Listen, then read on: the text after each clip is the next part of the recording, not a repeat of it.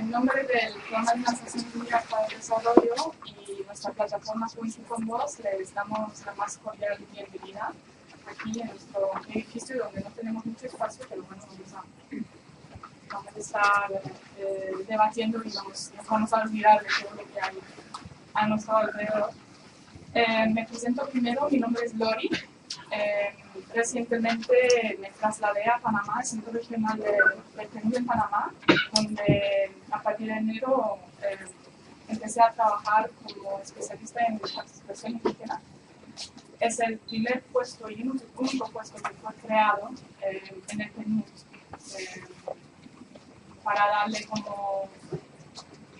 darle respuestas a las demandas de los pueblos indígenas, también atiendo a la población afrodescendiente, pero bueno, hoy hemos venido aquí para debatir sobre los pueblos indígenas. Yo creo que vale la pena mencionar que realmente es una demostración del compromiso que tiene la Dirección Regional del Perú con los pueblos indígenas. Realmente para nosotros tenemos 4 grupos prioritarios en la región, que son las mujeres, los jóvenes, los afrodescendientes y los pueblos indígenas.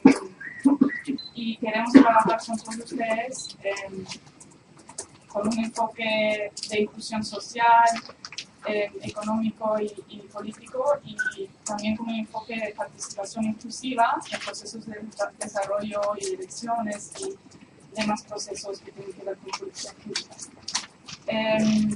Como ustedes saben, los objetivos de desarrollo del milenio no reflejaron las perspectivas y las necesidades de los pueblos indígenas. Y ahora, este año, estamos en un momento crítico para definir una nueva agenda de desarrollo, y por eso hemos venido aquí para debatir desde un enfoque intergeneracional, o más bien dialogar desde un enfoque intergeneracional. ¿Dónde están los espacios para los jóvenes indígenas? ¿Dónde están los espacios para que los mayores apoyan a los jóvenes indígenas en sus andares? Y me da mucho gusto ver a 3 mayores aquí, a la doctora Mirna, Álvaro y a María Eugenia, y también a los jóvenes, a Antonia, a Dalí, a Polinaria, a Yasmín. Gracias por venir. Yo creo que no quiero demorarme más. Tienen la agenda delante de ustedes. Solo quiero comunicarles que Antonia, ella iba a hablar sobre justicia y reparación de daños, pero nos ha pedido cambiar su ponencia, y ella va a hablar sobre el uso de los medios de comunicación en la defensa de los derechos de las mujeres indígenas. Y también una aclaración, Yasmín, ella fue integrante de la Coordinadora Estudiantil Normalista del Estado de Oaxaca, y bueno, ya no es, solo eso. Y con eso, bueno, cedo la palabra a David, quien nos va a hablar del tema, nos va a hacer una presentación de los resultados del 4º foro de jóvenes indígenas de las Américas. Bueno, yo primero agradecer a la plataforma virtual de Juventud con Voz, que desde hace más de 2 años nos ha abierto el espacio a las redes de organizaciones de jóvenes indígenas a nivel de América Latina para poder visibilizar nuestras demandas, generar debates a través de esta plataforma. Sabemos que por la situación en que viven las juventudes y los pueblos indígenas, hay pueblos donde todavía ni siquiera hay luz eléctrica, ¿no? Y no podemos hablar de internet en esos espacios. Entonces hemos visto de qué manera poder llegar a esos espacios de información, no solamente en el ámbito virtual, sino también en otros espacios. Y para agradecer, porque en este momento está la compañera Leila Patarroyo, que es de Colombia. Ella está contactando a jóvenes con radios comunitarias para que este evento también se esté transmitiendo a través de las radios comunitarias en diferentes países. Y bueno, yo quisiera también mencionar que dentro de la agenda, nosotras como redes de jóvenes indígenas hemos invitado a participar en este evento a nuestros hermanos de Ayotzinapa, que son los papás de los estudiantes desaparecidos. Y el 26 de abril se cumplen 7 meses de la desaparición forzada, y como redes de jóvenes indígenas también nuestra demanda, porque ninguna violencia hacia las juventudes indígenas debe estar permitida, y mucho menos que quede en impunidad.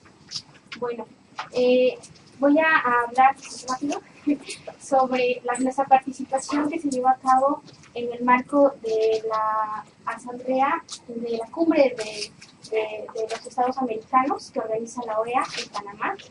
Tuvimos la oportunidad de participar a través de Juventud con Voz en una reunión que se llevó a cabo, un foro de jóvenes de las Américas, que fue también organizado por la OEA.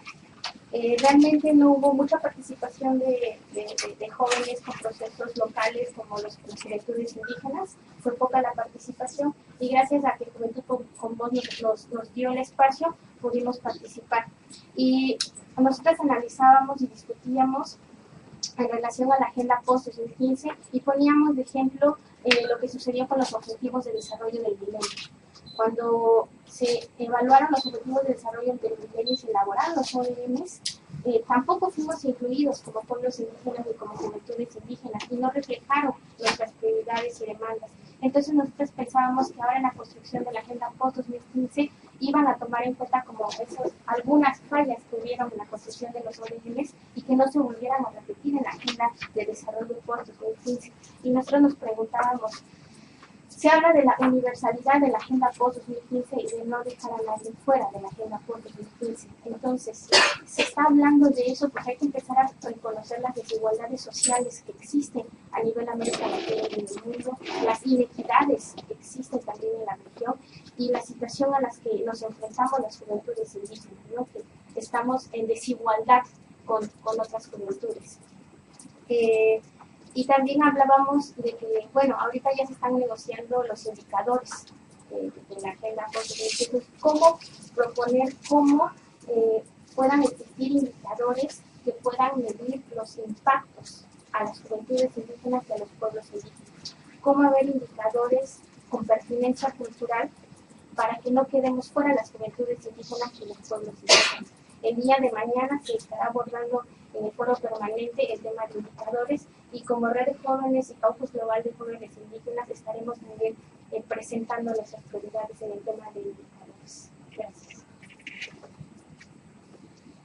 Gracias. Y con esto le cedo la palabra.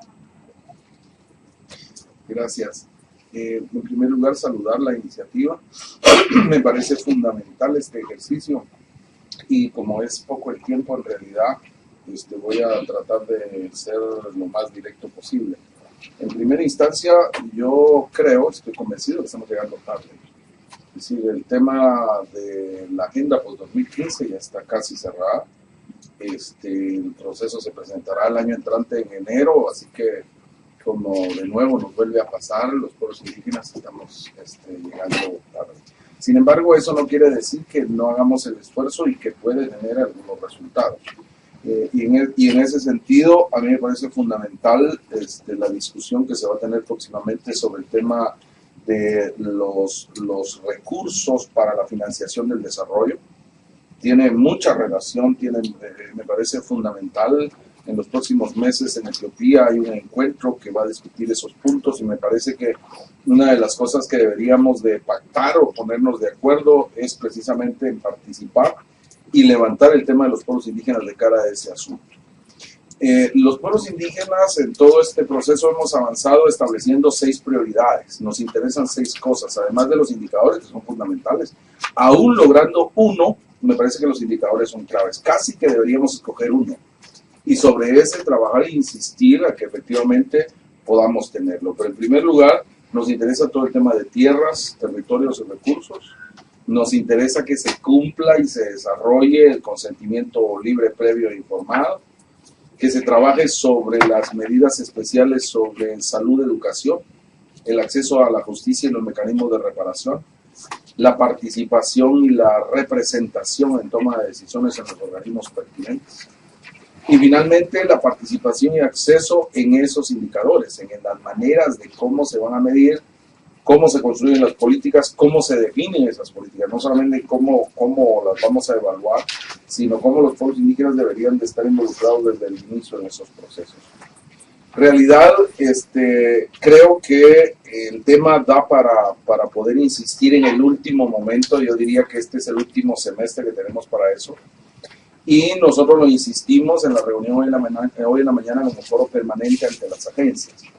En la reunión interagencial creemos que es muy importante trabajar el asunto de la agenda y hay una responsabilidad significativa de las agencias para rescatar la participación de pueblos indígenas. Si los jóvenes están considerando el tema, me parece que deberían de considerar sobre todo dos cosas y con esto termino. La primera de ellas, esto es un continuum. Es decir, no estamos inventando cosas, hay un proceso de lucha en los pueblos indígenas que durante décadas se ha desarrollado en Naciones Unidas y en muchas partes del mundo. En segundo lugar, deberíamos de reconocer como clave el hecho de que la participación es fundamental y por lo tanto negociada, y vamos a tener que estar en todos lados y vamos a necesitar que ir explicando nuestra capacidad de poder proponer, especialmente en el asunto de las mediciones. Y finalmente a mí me parece que necesitamos aclararnos cosas, porque en realidad a veces levantamos expectativas que no podemos cumplir. Y lo digo sobre todo como foro. Hemos recibido mucha preocupación de muchas organizaciones, de muchos pueblos indígenas, de que si estamos o no estamos haciendo las cosas que debemos hacer. El Foro Permanente no tiene capacidades presupuestarias, no tiene capacidades ejecutivas, no tiene operaciones en el terreno, no tiene operaciones en los países. Los expertos del foro no reciben financiamiento, no se les paga, no tienen honorarios. Así que es un activismo fundamental que me parece que hay que reconocer y verlo en su justa dimensión. Y la justa dimensión es precisamente en que estamos levantando el tema de pueblos indígenas en el escenario global. Y ahí es en donde grupos como jóvenes tienen que darle continuidad, grupos como las mujeres tienen que establecer estas conexiones y aprovechar estos espacios. De nuevo, felicitaciones y muchas gracias por la oportunidad. Y bueno, ahora Antonia nos va a hablar del uso de los medios. Bueno, comenzar de que los medios de comunicación están en muy pocas manos, ¿no? De los poderosos, y yo creo que en esta ocasión los medios alternativos vienen a fortalecer bastante la independencia de los pensamientos. Y en este caso podríamos decir de que a través de estos medios alternativos se da a conocer información positiva o ya sea negativa de lo que esté ocurriendo en las poblaciones. ¿Y quiénes son los más beneficiados? Pues la población y las mujeres, que a través de ellos también pueden dar a conocer sus demandas o las necesidades que las mismas pueden tener. Y así, de esa manera, se empoderan. En este caso, podemos hablar de las redes sociales como el Facebook, el Twitter, que muchos de nosotros tenemos, pero Dalí tomaba un punto muy importante y es que hay comunidades que aún no cuentan con energía eléctrica o con internet, y esto implica a que nos informan. Hay muy pocas poblaciones que cuentan con una radio, y en Guatemala es un caso en donde se podría decir que son muy pocas las comunidades, y en mi caso, yo que trabajo en una radio comunitaria, fue el esfuerzo de las y los compañeros quienes pudieron obtener una frecuencia de manera legal dentro de la sociedad. Pero esto viene a ayudar y cómo empoderar a las mujeres, ya que a través de los medios de comunicación las mujeres también pueden transmitir sus conocimientos. A través de los medios de comunicación se habla en su idioma materno, se da a conocer el valor también de sus trajes. Pero hay una situación muy alarmante, que en este caso se está criminalizando, se está intimidando a las comunicadoras indígenas, y hemos tenido 2 casos de compañeras en Guatemala.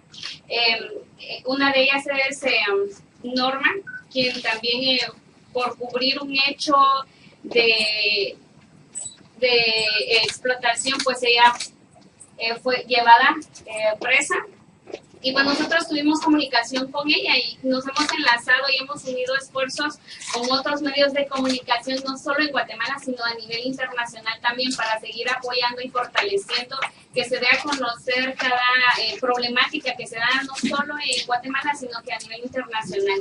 En este caso yo creo que es importante también apoyar a las mujeres que llevan este proceso, porque como son comunicadoras que no tienen el respaldo de un medio de comunicación legalizado, entonces son muy vulnerables sus derechos.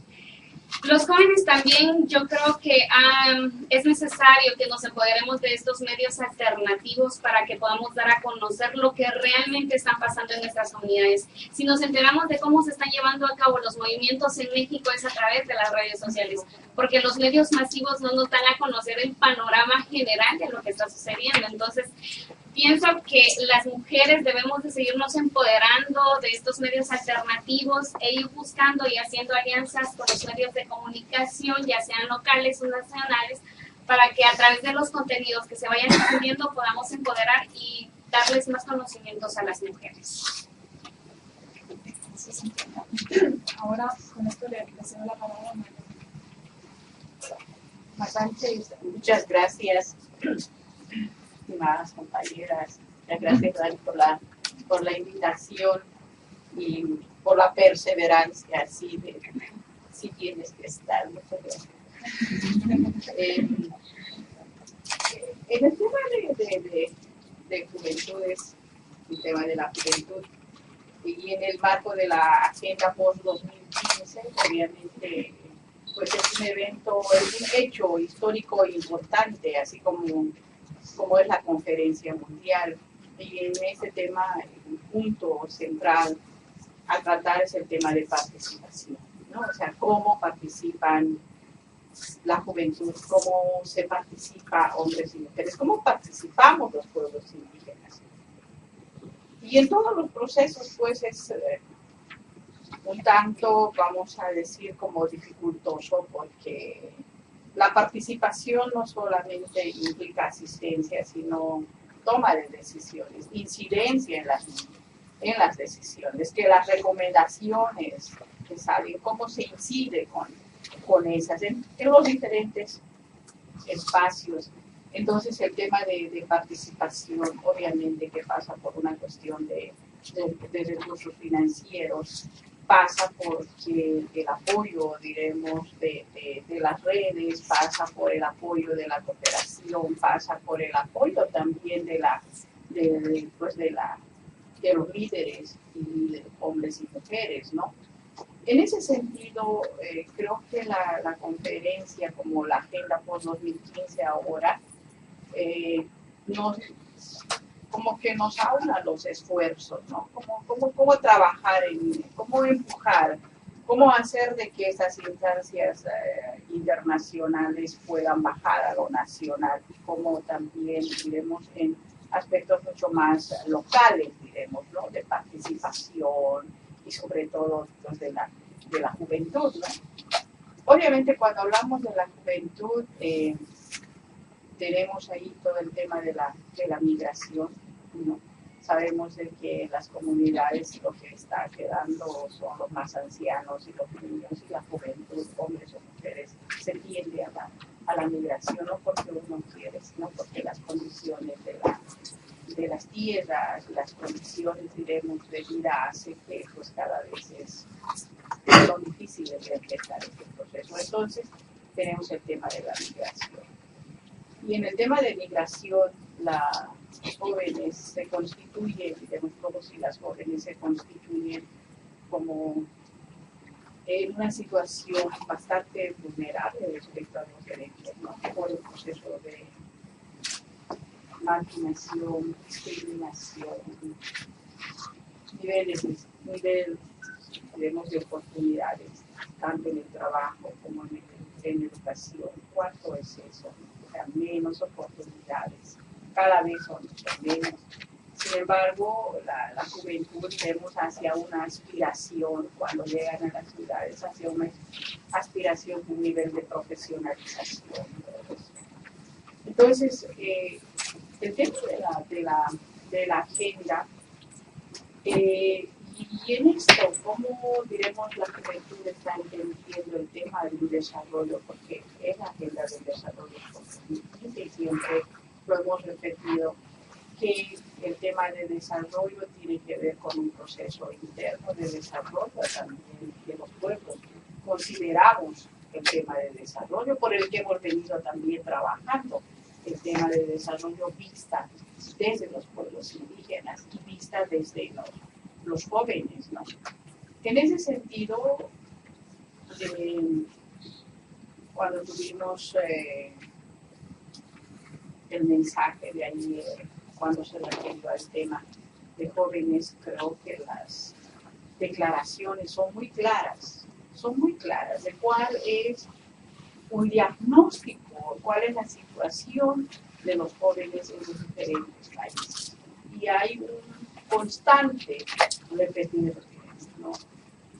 Desalojo de territorios, contaminación de territorios, violación de derechos colectivos, violación de derechos individuales, violencia hacia las mujeres, la pérdida de la identidad, la pérdida de la cultura. Es un constante eso, lo hemos escuchado. Entonces, ¿qué se hace frente a eso? ¿Cómo el foro permanente puede, en cierta forma, incidir en algunos aspectos que tenemos, ¿no?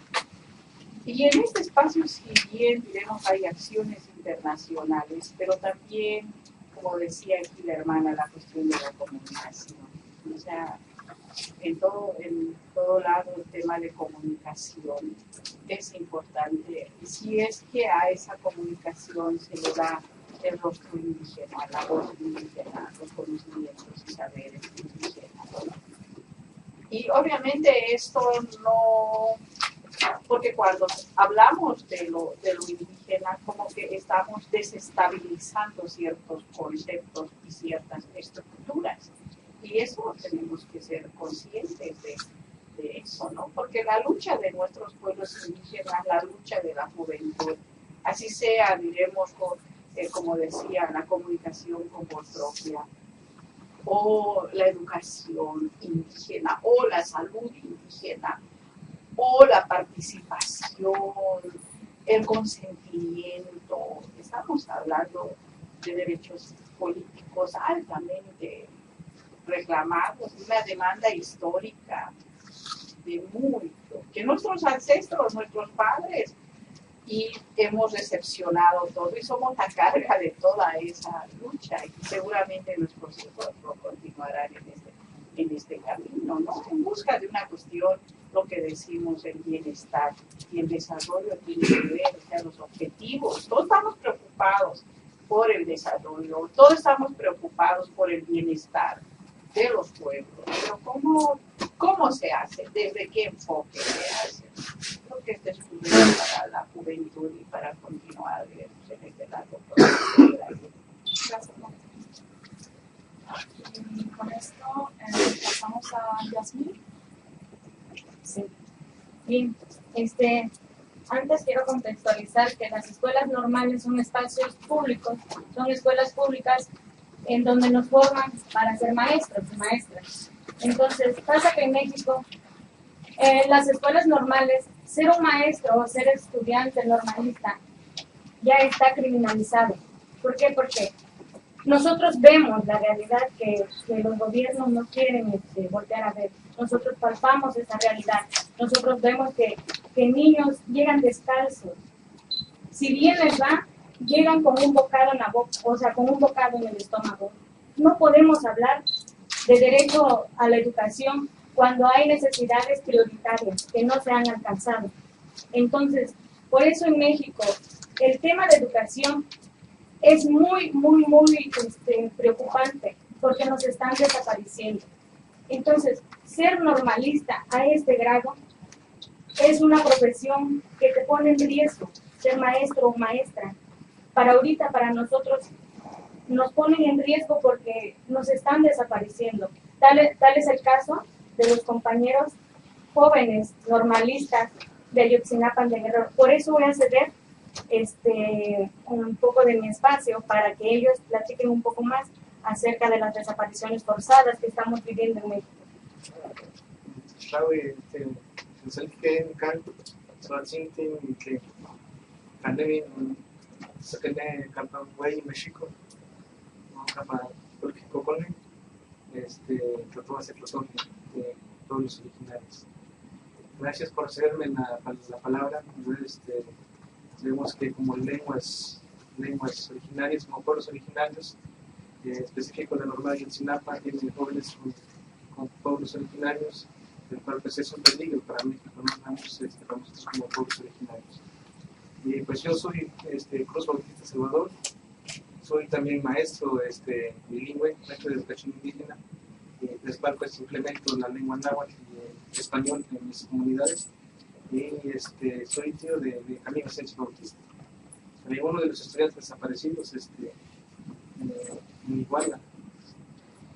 Y pues esto, usamos lo que pasó con los estudiantes, pues es un atentado directo hacia los, pues, los pueblos originarios, de las culturas que había en México, en Guerrero en específico, porque ellos se iban a encargar de llevar una educación indígena, porque como lo que decía, de que nosotros como maestros pues llevamos a las comunidades una educación. No nos queremos imaginar cuántos niños se van a quedar sin maestro. Los 3 caídos que cayeron ese día, pues varios grupos se van a quedar sin maestro. Y los 43 estudiantes que los estamos esperando todavía. Empezar en México, pues después de la invasión española, pues llevamos más de 522 años en resistencia.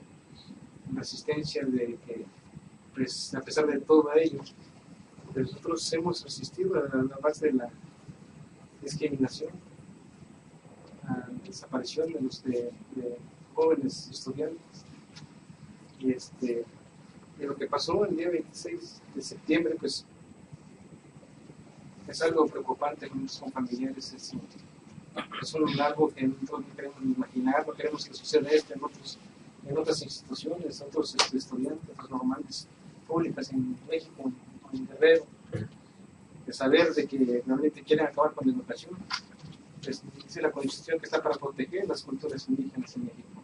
Pues en el terreno de los hechos pues, estamos viendo todo lo contrario. Y pues no están protegiendo, no están salvaguardando nuestras culturas indígenas, no están protegiendo nuestras culturas, no están protegiendo nuestras creencias, nuestra cosmovisión. Y pues eso es preocupante como nosotros como pueblos originarios. Sabemos que como pueblos originarios pues debemos de llevar la resistencia, ¿no?, a nivel mundial, lo cual pues debe de fortalecer, debemos seguir adelante, siempre seguir reclamando donde quiera que vayamos por lo que pasó en México con los estudiantes. Pues es una ofensa también a todas las culturas a nivel mundial. A pesar de que estamos en resistencia, que hemos estado en resistencia de que no se pierdan nuestras culturas, pues están atacando de esta manera. Jóvenes que se van a encargar de llevar esta cultura nuevamente a fortalecer la cultura indígena, pues están matando no quieren que nosotros sigamos fortaleciendo nuestras culturas. Pues les agradezco por el espacio y pues esperemos que con esto pues sigamos fortaleciendo nuestras culturas. Entonces, yo creo que cuando ya entramos en el debate con los debates más sobre el suicidio, creo que me parece un tema fundamental para debatir.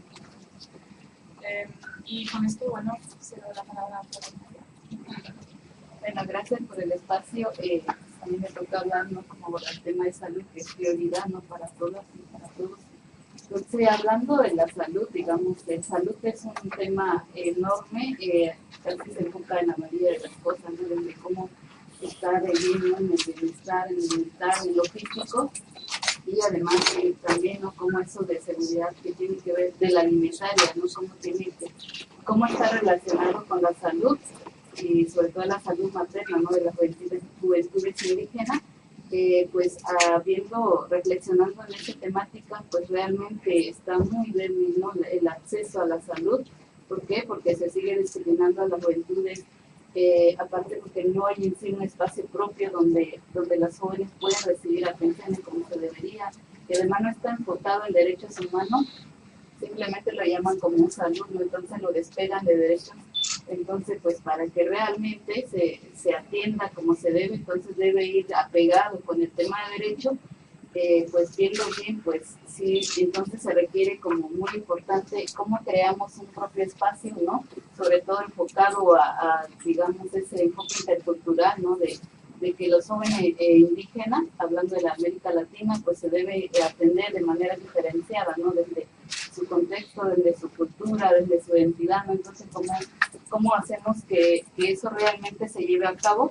Y también la otra cosa es que, pues, ¿cómo hacemos para que ellos realmente accedan a esa salud, ¿no?, de manera eficacia, de manera calidez, ¿cómo lo manejamos?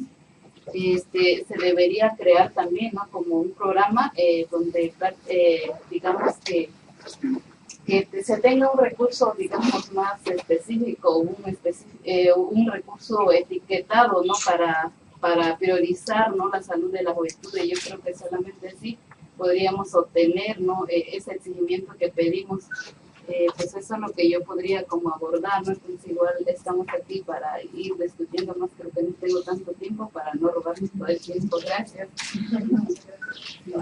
Bueno, y con esto nuestra última panelista antes del debate, ¿no?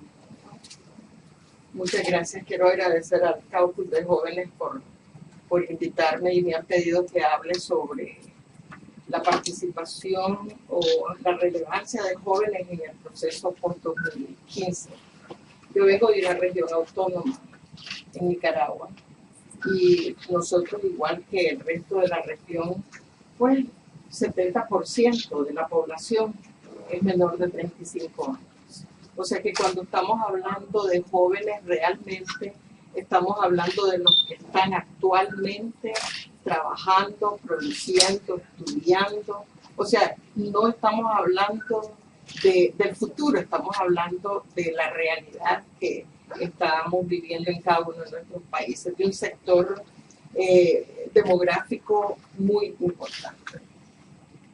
La diferencia entre los Objetivos de Desarrollo del Milenio y los Objetivos de Desarrollo Sostenible es que aquellos fueron definidos después de una declaración de los jefes de Estado, sin ninguna participación. Actualmente estamos hablando de Objetivos de Desarrollo Sostenible discutidos en los últimos 3 años. Se ha tratado de hacer un proceso no perfecto, yo diría, porque obviamente al meternos en la categoría de uno de los grupos mayores, pues tenemos limitaciones para participar. Pero los distintos mecanismos que se han utilizado para escuchar la posición de distintos sectores ha contribuido para ampliar los objetivos de desarrollo sostenible. Y eso de alguna manera nos debe de indicar que podemos seguir incidiendo para que la agenda post-2015 sea más inclusiva. Si vemos la consulta global de jóvenes, los 5 temas que la juventud priorizó a nivel mundial fue una educación de calidad, servicios de salud aceptables, también de calidad, gobiernos responsables y eficientes, trabajo digno, decente y poder estar libres del crimen y la violencia. Y hemos escuchado en esta sala que efectivamente los jóvenes en nuestra región coinciden con esas 5 prioridades que se han planteado a nivel global. Y si vemos los 17 objetivos que se han definido hasta el momento y que todo, o sea, evidentemente no van a abrirse para discusión, pues de alguna manera comparándolos con los ODM hay ampliación. O sea, educación ya no solo se limitó al 6º grado, sino que se habla de una educación para toda la vida y una educación de calidad. Ya se utiliza el término calidad. Si se habla de salud en los nuevos objetivos, se plantea también, no solo está reducido a la reducción de la mortalidad infantil y de las mujeres como en los anteriores, sino que tiene un enfoque mucho más amplio. A mí me parece que también es importante que los nuevos objetivos hablan en uno de ellos sobre la construcción de sociedades sostenibles y pacíficas, que es el planteamiento que hemos escuchado el día de hoy de algunos de ustedes. Necesitamos vivir en una sociedad en donde todos podamos gozar plenamente de nuestros derechos. Entonces, en ese contexto, definitivamente nosotros los pueblos indígenas hemos dicho, la Agenda Post-2015 primero debe de construirse sobre la Declaración de la ONU sobre Derechos de los Pueblos Indígenas. Segundo, debe de construirse sobre lo que hemos hecho en los últimos 20 años en relación con Río más 20. La sostenibilidad debe de ser un eje central. Y tercero, debe de construirse sobre un cuarto elemento que estuvo muy claro en los resultados de la Conferencia Mundial de Pueblos Indígenas. O sea, la Conferencia Mundial plantea es un compromiso en los mismos estados de que no van a definir una agenda post-2015 sin tomar en cuenta los planteamientos y las demandas de los pueblos indígenas. El día de hoy he estado en la discusión, en el diálogo entre los 4 facilitadores y la sociedad civil. Y hoy se ha estado discutiendo la relación entre estos 2 procesos, el que señalaba Álvaro, los medios de implementación y lo que se llama los ODS, los post-2015, esa relación.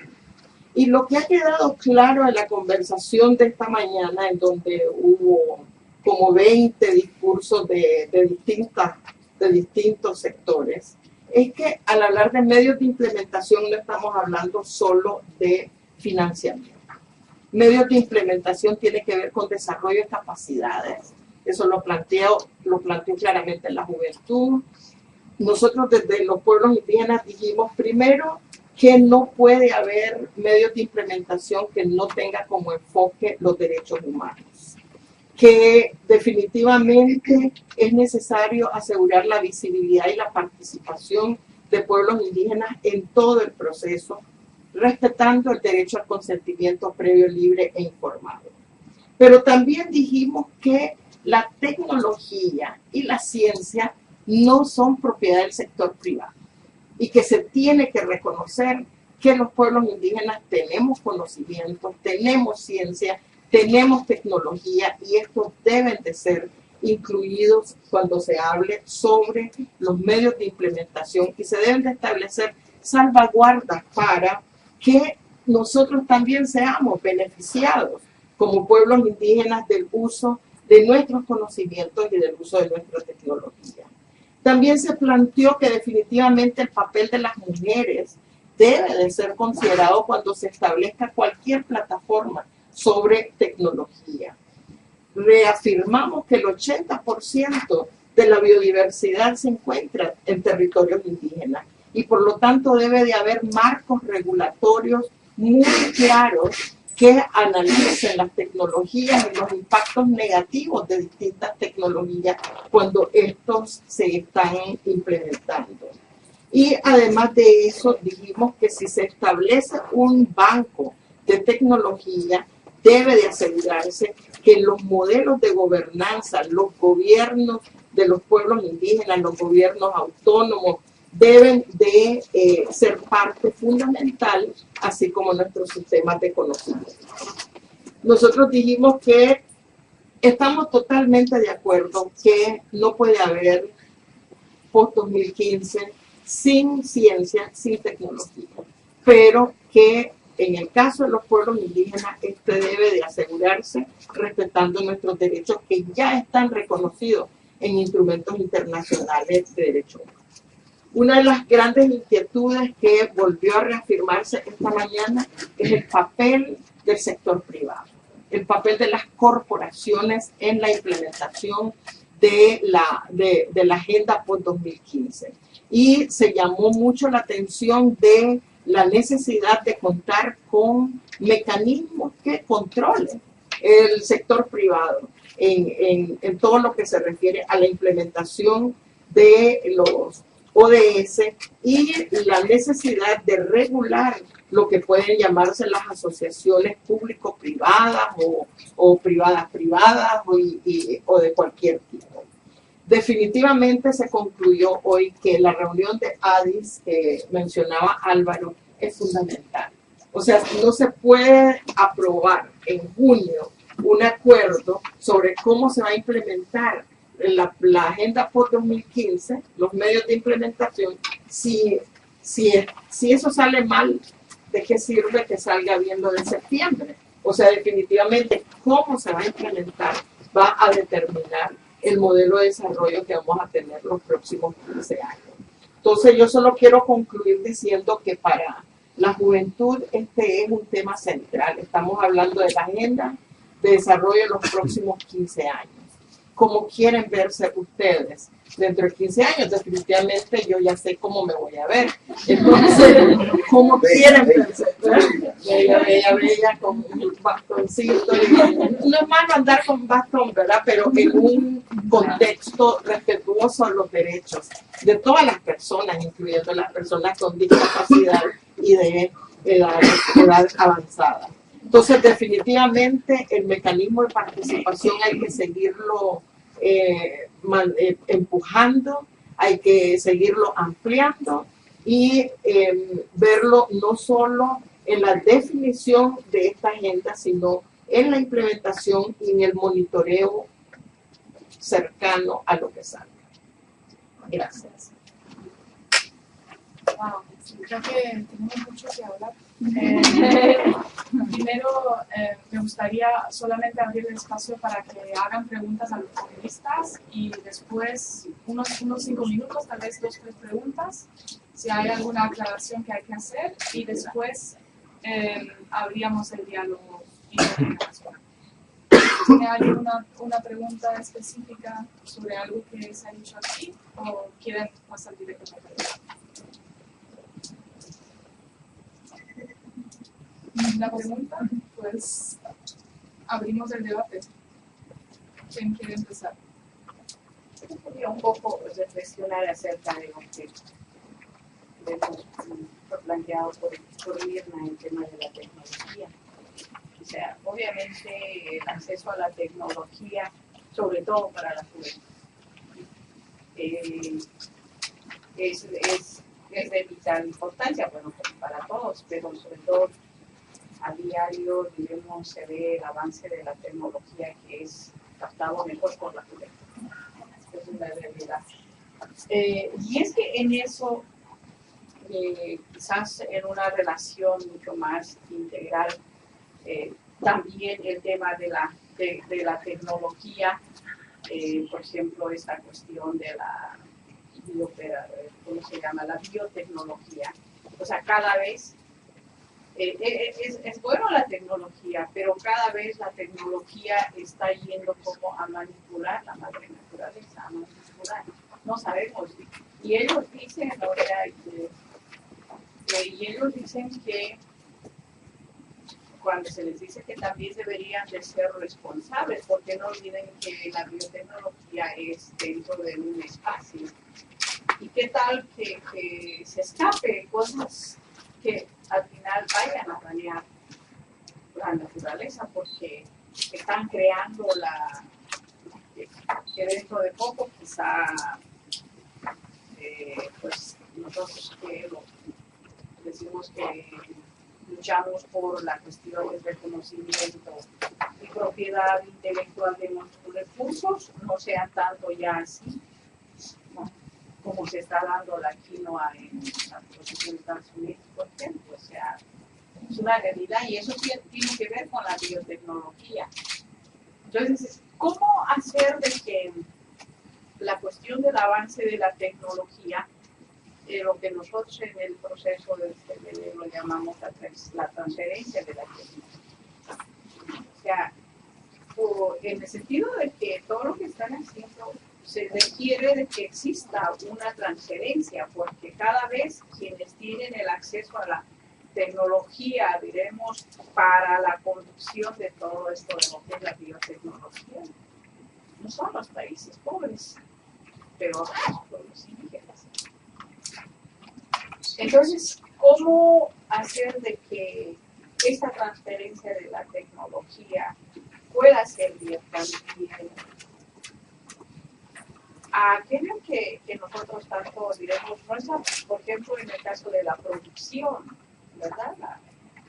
Sabemos que la producción ecológica, la producción, vamos a decir, tradicional, es mucho más beneficiosa que la cuestión de la producción con químicos, por el daño que causa los nutrientes de la tierra, después los productos, la incidencia, toda esta cuestión de la aparición de enfermedades, todo eso, y la incidencia inclusive en el mar, en el agua, en los animales. O sea, toda esa cuestión de cómo se da este proceso de la tecnología, ¿no? Entonces, o sea, ¿qué es la transferencia de la tecnología para el uso adecuado, ¿verdad? O sea,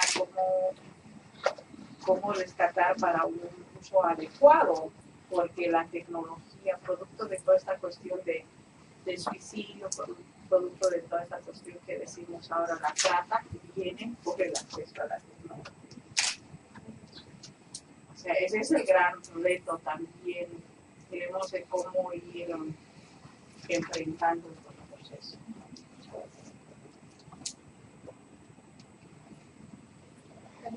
Sí, algo muy importante y que varios nos hemos comentado aquí en la mesa, que hemos también conversado con jóvenes en relación a los instrumentos internacionales, a la construcción de agendas y de la agenda post 2015, es la preocupación porque siempre se habla de que tiene que tener un enfoque de derechos humanos, pero eso no es realidad, ¿no? Y hay como un desvínculo de lo internacional con lo nacional y lo local. Estamos hablando de un enfoque de derechos humanos, esto tiene que afectar también al ámbito nacional y al ámbito local. Entonces, ¿cómo lo vamos a hacer para eso? ¿Cómo le vamos a dar seguimiento a la implementación, como decía el hermano Álvaro, ¿no? Y esto afecta, el hecho de que no tenga un enfoque de derechos humanos va a afectar tanto a los medios de comunicación, ¿no? Como el tema de la salud, que no hay reconocimiento, por ejemplo, los conocimientos tradicionales de salud propios de los pueblos indígenas, como es el caso de las parteras, ¿no? Eso también es una violación a los derechos humanos. En el tema de educación, por ejemplo, ¿no? ¿Por qué suceden cosas como las que acontecen en México? ¿No? Porque siguen aconteciendo eso si tenemos una constitución, si tenemos ratificado los convenios y tratados internacionales, ¿no? Y platicábamos con la doctora Mirna, porque hay una gran brecha en la implementación en los países, ¿no? En el ámbito nacional. ¿Qué podemos hacer como nuevas generaciones para que esto no siga ocurriendo? Que no quede en un documento, en un discurso, ¿no? Sino cómo podemos hacer exigible lo que se haga.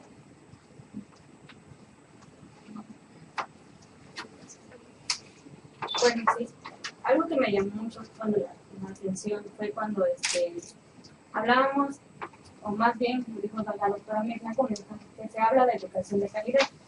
En México se habla de educación de calidad, pero en México, el Sistema Educativo Nacional de México, el término de educación de calidad se refiere a que nos están implementando y el inglés como segunda lengua.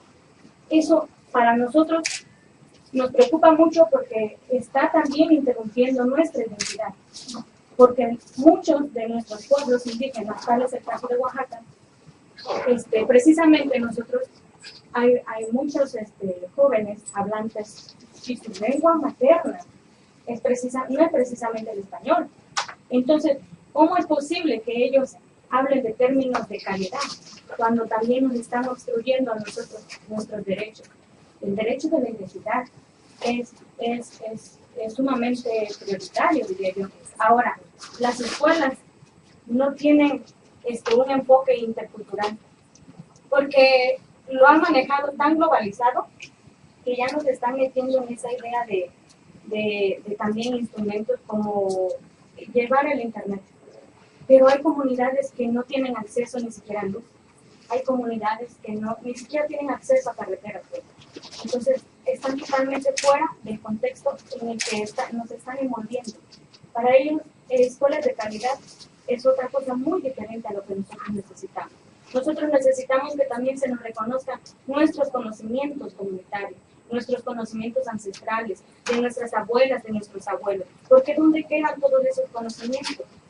No nos son reconocidos, no son reconocidos los conocimientos que nosotros, los pueblos indígenas, tenemos y que hasta ahora no han sido valorizados, porque se viene a puntualizar que la escuela, la educación de calidad, tiene que restringirse necesariamente a unos planes y programas que no están contextualizados a nuestras comunidades. No tienen absolutamente nada que ver con la realidad que nosotros estamos viviendo. A mí me parece que los comentarios son súper relevantes en estos momentos. O sea, solo falta un mes más para que concluya ese proceso de negociación o de escuchar podríamos decir, las distintas voces de la sociedad civil. Después de junio, ese proceso entra ya a una negociación intergubernamental en donde el acceso es todavía aún más limitado, mucho más limitado. Entonces, por ejemplo, el tema de la transferencia de tecnología. Efectivamente, ellos siguen hablando de transferencia de tecnología. O sea, el solo término significa que el norte tiene y el sur acepta. Ya, o sea, la transferencia, o sea, se está partiendo del hecho de que nosotros no tenemos tecnología, mucho menos que tengamos ciencia. O sea, hubo un comentario muy bueno de parte del embajador de Brasil que está facilitando ese tema, en donde él reconoce que efectivamente no está incorporado el tema de los conocimientos tradicionales de los pueblos indígenas ni de las comunidades locales, y que hay necesidad de hacer eso. Y también hizo alusión al convenio de la diversidad biológica y hizo alusión al tema de la propiedad intelectual. O sea que hay apertura, por lo menos para dialogar el tema. Lo que pasa es que efectivamente necesitamos más gente haciéndolo. O sea, más gente trabajando sobre esos temas específicos. Ellos están pidiendo recomendaciones específicas del lenguaje. Entonces, tal vez esa es otra área que necesitamos, que el caucus de jóvenes, no sé si podrá tener un grupo de trabajo que se meta en unos días sobre el tema esto de los medios de implementación y el POT 2015 para trabajar lenguaje y poder proveer. Si no le hacen caso, por lo menos podemos reclamar y después decir, no le hicieron caso, pero lo hicimos, pues aportamos. El tema o sea, efectivamente, la diferencia también ahora de los ODM a estos ODS es que la implementación va a ser nacional, va a ser local, o sea, se va a tratar de aterrizar a nivel local. Pero si lo empiezan a hacer los gobiernos y nosotros no participamos, efectivamente en algunos países es mucho más difícil la participación indígena, porque no lo permiten algunos estados. Pero, por ejemplo, nos decían hace unos meses que ya en Colombia, ya en Ecuador, ya se está comenzando a trabajar los planes de acción para la implementación de esos 17 objetivos. Entonces, ¿cómo nos preparamos nosotros para participar en ese proceso desde la voz de los jóvenes? Y ahí es donde entra el tema de los indicadores. Por ejemplo, lo que señalaba la compañera, educación en las distintas lenguas, educación que responda a la cultura de los pueblos. Eso ya está en la Declaración de la ONU sobre Derechos de los Pueblos Indígenas. ¿Cómo lo transformamos en indicadores para medir calidad? Entonces yo creo que el desafío siempre va a seguir estando en la cancha nueva. O sea, nunca nos van a abrir las puertas, ni las ventanas, ni nada. O sea, definitivamente nosotros tenemos que aprovechar los espacios chiquitos, pero tenemos que tener propuestas. Entonces me parece que esa es una de las cosas que la juventud tiene que asumir, pues ese desafío de ser propositivo. O sea, porque la única forma de enfrentar los enormes problemas, la violencia, el maltrato, la discriminación, es siendo propositivos. O sea, nosotros tenemos que ir empujando para crear condiciones para cambiar la situación en la que están nuestros pueblos. Y eso lo tenemos que llevar como una responsabilidad toda la vida. O sea, no es un problema de que ningún gobierno nos va a hacer caso. No nos van a hacer caso. O sea, mucho menos estamos hablando de que tenemos ciencia, tenemos tecnología y tenemos conocimiento. O sea, mucho menos las corporaciones. Entonces, me parece que el mensaje principal para la juventud en la región es cómo nos articulamos ante este nuevo desafío que es la definición de la agenda de los próximos 15 años. 3 cositas rápidas porque creo que ya estamos terminando, pero la primera es, miren, me preocupa todo el tema de la juventud y la práctica de los valores. Eso de poner a discusión de nuevo el tema de la tecnología y el tema además de la modernidad. Pues la mayoría de los jóvenes en América Latina, pero lo estamos viendo igual en África, lo estamos viendo en Asia, aspiran a tener mejores condiciones de vida, pero eso lo tenemos que poner entre comillas, porque ¿qué significa tener mejores condiciones de vida? Salirse de sus comunidades, viajar a los centros urbanos, dejar el área rural, ¿qué es? Y eso está sucediendo, mientras que aquí vemos un grupo que estamos diciendo que no, que la cultura es importante, que tenemos que desarrollar nuestro idioma.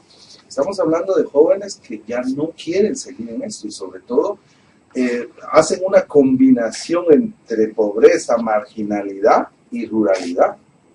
Es decir, lo rural es malo y lo urbano es lo mejor. Entonces ahí hay una serie de discusiones que tenemos que llevar a nuestras propias comunidades, porque ¿cómo le decimos a los jóvenes que están equivocados? Y por el otro lado, ¿cómo es que los jóvenes no tienen derecho a equivocarse? Pues parte también del proceso de vida. Entonces hay una discusión interna que me parece que jóvenes con estas capacidades, dirigentes, sobre todo jóvenes mujeres, deberían de tener, de ampliar, porque efectivamente, ¿cuál es al final el concepto del desarrollo? Entonces, ¿cuál es el concepto del desarrollo de los pueblos indígenas y qué es lo que le vamos a poner a la juventud? ¿Qué como jóvenes vamos a definir qué es lo que queremos y qué es lo que buscamos? En segundo lugar, miren, hay otras luchas, y otras luchas que tienen pues, relación, tienen mucho que ver. Por ejemplo, el tema de la propiedad intelectual.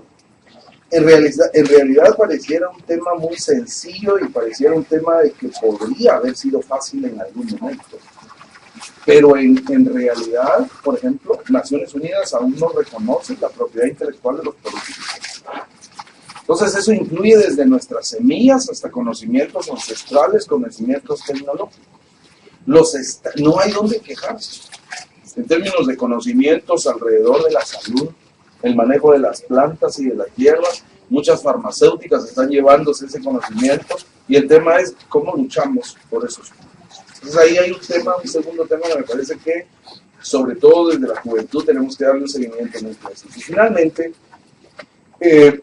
igual me llama la atención el reto que significa para ustedes, para nosotros en general, el construir indicadores de desarrollo para jóvenes indígenas. ¿Cuáles son esos indicadores? ¿Son los mismos? Por ejemplo, tener internet es un indicador para los jóvenes de que es desarrollo. Yo me encuentro con estadísticas que dicen el 10% de los jóvenes rurales son los que tienen acceso al internet en regiones de América Latina. Ese es un indicador.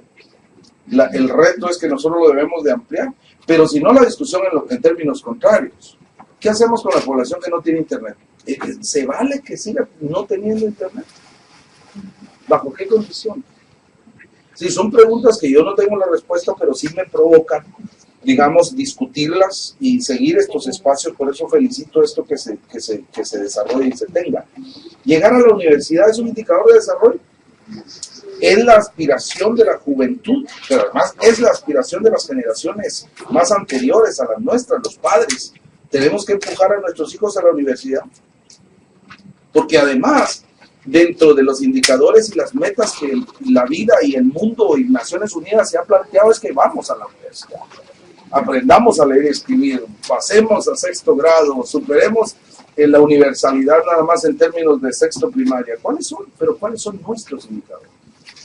Y otra última pregunta, hablar otros idiomas. Mire, a mí me llama la atención, por ejemplo, la discusión alrededor del inglés. Decir esto puede sonar de que entonces no se vale aprender inglés y que entonces no tenemos una herramienta que nos haría ciudadanos universales. Pero ¿en dónde quedan nuestros idiomas? ¿Cómo ponerlo en términos de la capacidad de ser multilingües? ¿Cómo hablar de multilingüismo reconociendo a los idiomas indígenas como uno de ellos? Entonces me parece que la discusión va por muchos lados y quedan más preguntas que respuestas que me parece que ustedes, más que nadie, tienen respuestas y que en algún momento los vamos a tener que discutir en estas luchas que tenemos y que según nosotros son las correctas, pero probablemente esta nueva generación puede mejorar. Bueno, ¿alguien más quiere aportar? Bueno, hay 2 y vamos a hablar. Sí, como decía el hermano Álvaro, también ¿Te puedes presentar? ¿Cómo? ¿Te puedes presentar? No te el conozco. diarista de Bolivia. Como el hermano Álvaro decía, sí tenemos 2 cosas, ¿no? Que me ha pasado de joven. Dos fronteras. Nos encontramos con una frontera que está avanzando en la tecnología y la otra frontera que estamos peleando muchos de quedarnos con nuestras tecnologías ancestrales, ¿no? Y tenemos ahí la juventud indígena.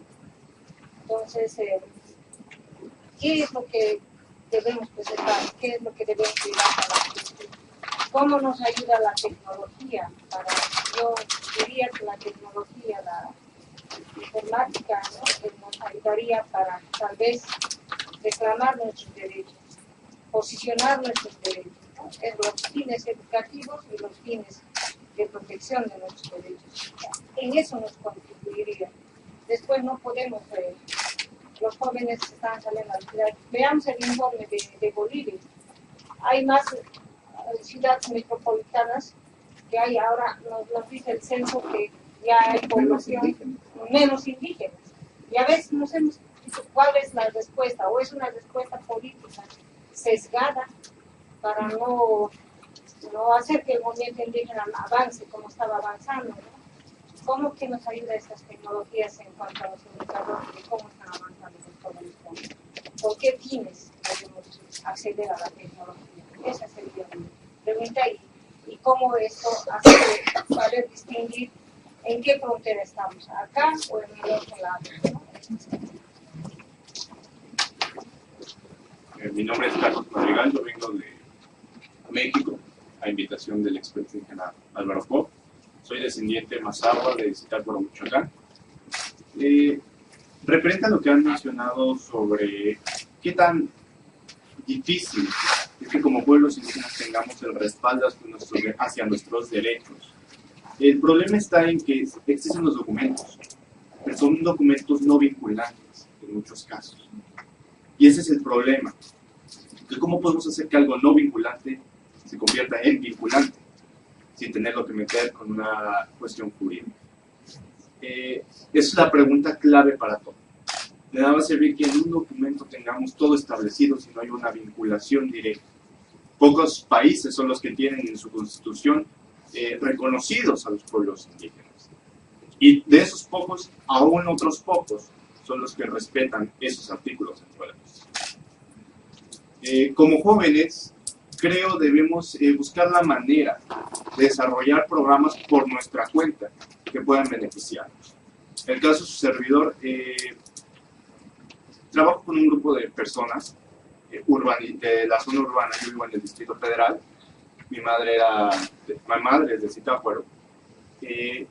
Nos dedicamos a buscar soluciones que puedan ayudar a los pueblos por medio de réplicas de lo que es las Naciones Unidas. Mirna y Álvaro nos hemos congratulado con el honor de que nos hayan acompañado y sean testigos del trabajo que se lleva a cabo con los jóvenes. ¿Cuál es el punto? Que ambas partes sean concientizadas. Los jóvenes indígenas y los no indígenas al mismo tiempo tengan conciencia de qué tan importante es un sentido de identidad para todos. Y tampoco que se rebase, porque muchas veces las personas no indígenas creen que los indígenas quieren tener acceso a más derechos para ser superiores. Y ese es el punto, es tener una equidad y una igualdad de los derechos. Estar a la par con las personas, que es lo que buscamos como pueblos indígenas en esa misión. Referente a los idiomas, nosotros tenemos aquí como una invitación que se podría hacer ahorita, que es la renovación del Libro Rojo de las Lenguas Amenazadas, que fue publicado en 2003. O sea, ya hace 12 años que no se tiene una renovación de este libro. Y sería algo fundamental porque es, como dice el Libro Rojo de las Lenguas Amenazadas, y también el Atlas de las Lenguas Amenazadas de la UNESCO, que extiende sus alcances mediante la integración de elementos visuales escritos en multimedia. Tal vez no podamos crear que se dé de manera inmediata educación en el idioma de donde somos pertenecientes, pero sí tener un diccionario o un atlas donde la gente, una vez ya consciente de cuál es la importancia, decida aprender esta lengua, así como también deciden aprender francés o inglés, que sea por medio de voluntad, porque tampoco podemos como forzar que la gente desee aprender esto. Para finalizar, respaldando lo que decía Álvaro, aquí también entra una cuestión de valores. ¿En qué tanto como padres nos enseñan a nosotros los hijos que debemos apreciar lo que somos como pueblos indígenas, apreciar nuestra identidad? ¿Qué tan frágiles somos ante la discriminación y el racismo que podemos llegar a tener? En mi caso, fue mi abuelo quien me enseñó a sembrar, cosechar, tejer, bordar, todos los elementos necesarios. Y ese sentimiento, como él decía, aunque yo muera, no moriré porque seré eterno mientras alguien me recuerde y recuerde lo que yo hago. Y creo que esa parte es lo que nosotros como jóvenes debemos seguir manteniendo, tener esa identidad.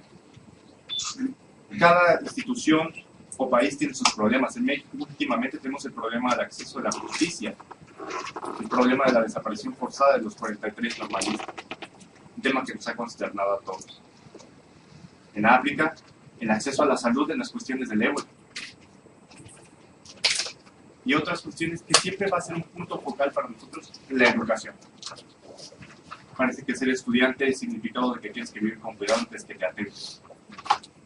No solamente Ayotzinapa, recordemos Tlatelolco. O el caso del Premio Nobel compartido, Malala Yousafzai, que por querer estudiar casi muere. Es cuanto. Gracias. María Eugenia, ¿quieres decir algo con respecto a lo que, Sí, a lo que decía Jorge? lo que yo quería decir, sí, algunos instrumentos no tienen carácter vinculante, ciertamente, y eso es a voluntad política de los estados, ¿no? Porque no hay una entidad, no hay un sistema que tenga un carácter obligatorio. Pero sí hay algunos, por ejemplo, el convenio 169, que está ratificado por la mayoría de los países, tiene carácter vinculante, entonces sí es un instrumento que se sirve para exigir, ¿no? Y en ese sentido creo que es importante también reconocer o, queremos pasar información sobre otros escenarios. Por ejemplo, en ese mismo marco se está, o sea, porque es una instancia igual, gobiernos, pueblos indígenas, cooperación, todo eso, los sistemas de Naciones Unidas. Entonces salió como resolución la construcción de un plan basado en el uso consuetudinario.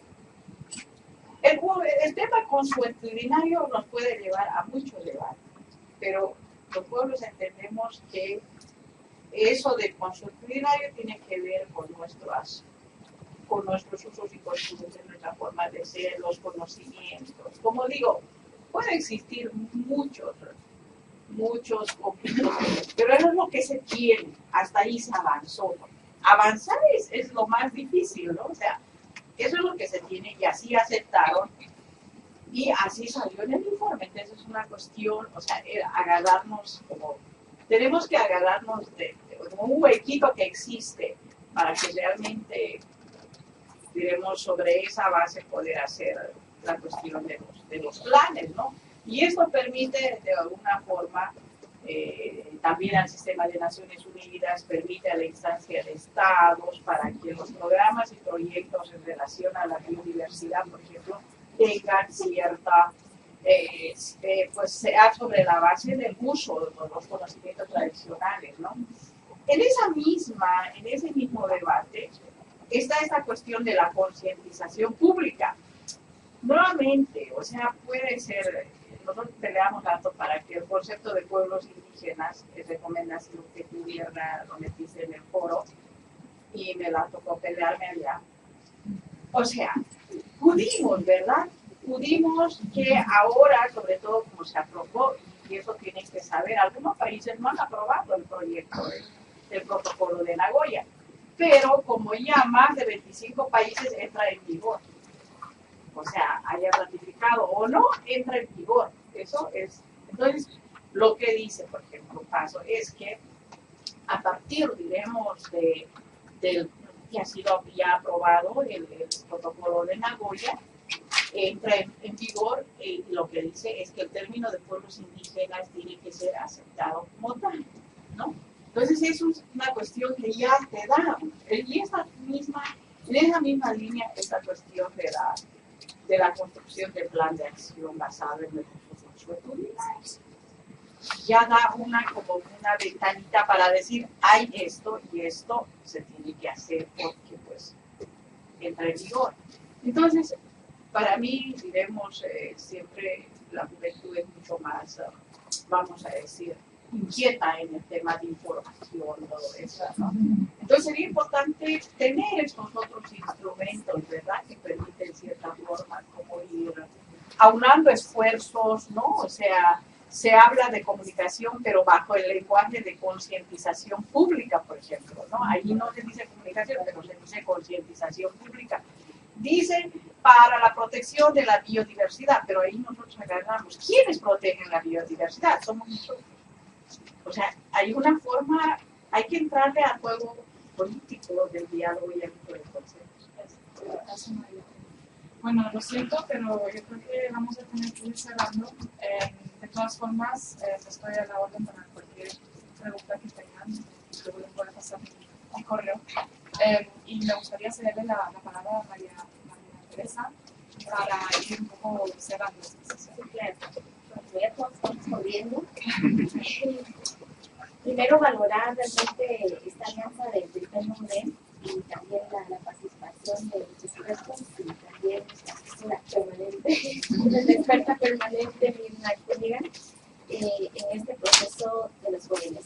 Yo diría que no es una responsabilidad exclusiva de los jóvenes. Creo que de ahí tenemos que partir desde nuestra visión de la articulación, la visión integral que tenemos de pueblos indígenas, de todas las generaciones tenemos una responsabilidad.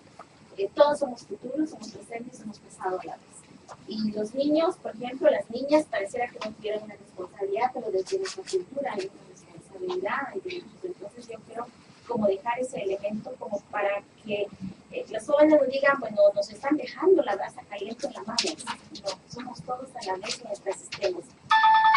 Nuestros ancestros son, creo que el elemento que le traía el compañero acá, el tema de la resistencia ha sido como uno de los legados que nos han dejado. Y la resistencia, yo digo que hoy yo tengo mi traje, hablo mi idioma, tengo, si no el 100% de mi cosmovisión en mí, pero tengo una buena parte de accesos, y sin ir tan lejos a mi mamá, a mi papá, y yo creo que eso es como el proceso que todos tenemos que hacer, de revisar, reconocer esta resistencia. Pero esta resistencia hoy la tenemos en nuestras manos. ¿Qué estoy haciendo yo para esa resistencia colectiva del pueblo? Y Álvaro nos decía, por ejemplo, ¿qué quieren los jóvenes en nuestras comunidades? ¿Qué quieren los jóvenes en mi familia, en mi casa, mi hijo, mi hermano, mi primo, etcétera?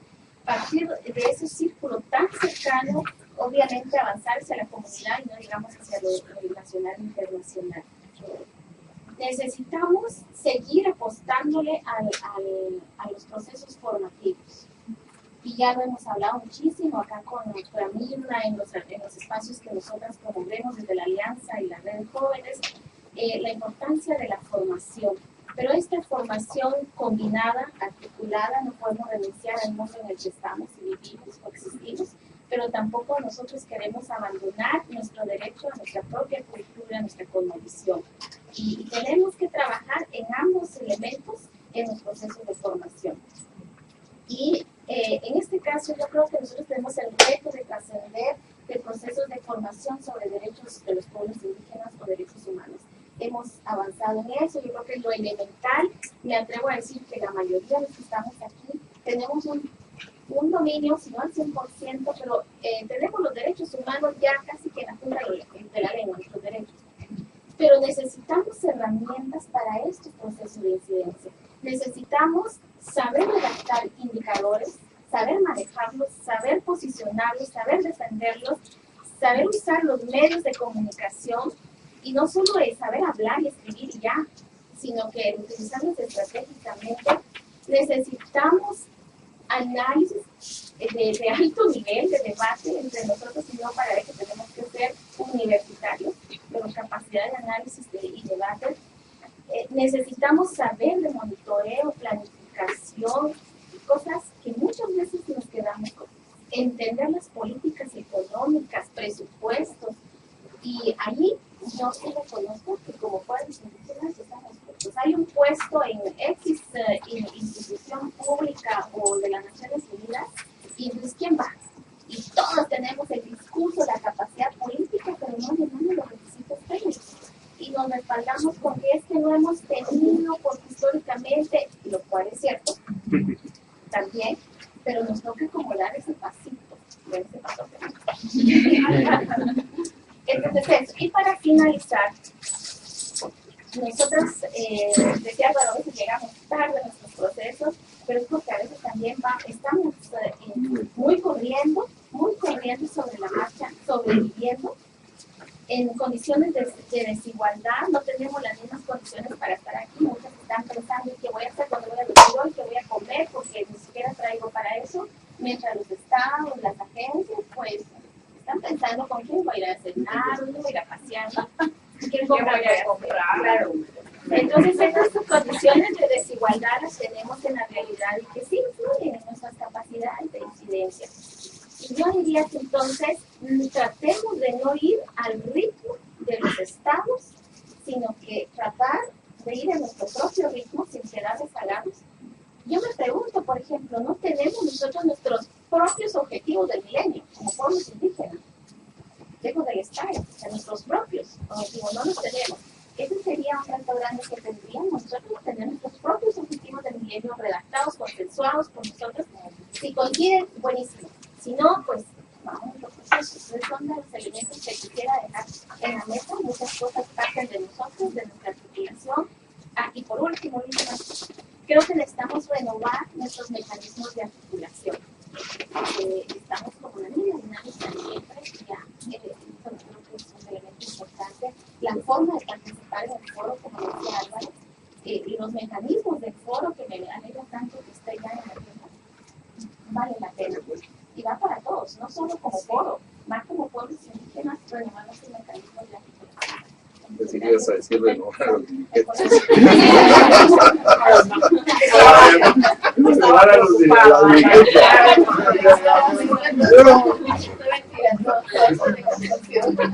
Bueno, muchísimas gracias a todos y a todas por este rico debate que ha sido muy provocador. Yo te quedé algunas de las cosas que se han dicho hoy.